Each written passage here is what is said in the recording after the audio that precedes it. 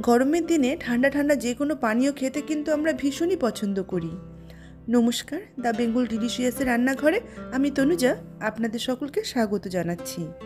এই অসহ্য গরমে একটুখানি স্বস্তি পেতে আজকে আমি আপনাদের সাথে একটি দইয়ের লস্যির রেসিপি শেয়ার করছি। এটা বানানো ভীষণ সহজ, খুব কম সময় দোকানের মতো স্বাদে আপনারা ঘরেই বানিয়ে নিতে পারবেন। আর আশা করি আজকের রেসিপিটি আপনাদের খুব ভালো লাগবে। চলুন আজকের রেসিপিটি দেখে নেওয়া যাক।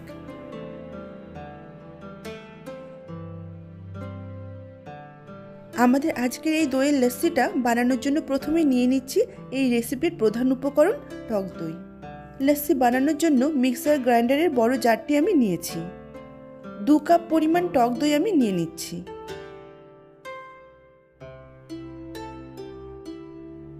আপনারা ঘরে পাতা টক দই অথবা বাজারে কেনা দই দিয়েও কিন্তু এটা করতে পারেন।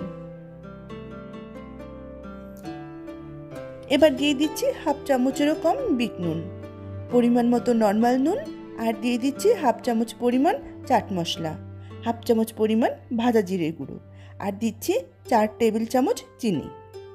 আপনারা আপনাদের স্বাদ অনুযায়ী নুন আর চিনি পরিমাণ ব্যবহার করতে পারবেন।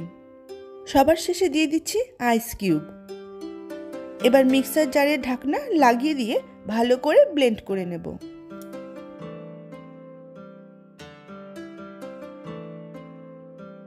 আমাদের টেস্টি টেস্টি ঠান্ডা ঠান্ডা মন প্রাণ জুড়ানো লস্যি কিন্তু একদম তৈরি। এবার লস্যিটাকে সার্ভ করে নিচ্ছি।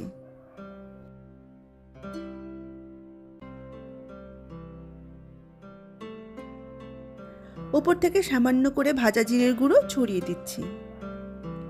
তাহলে দেখলেন তো কত সহজে কত কম সময়ে আমরা এই অসাধারণ স্বাদের লস্যিটা বাড়িতেই বানিয়ে নিতে পারি।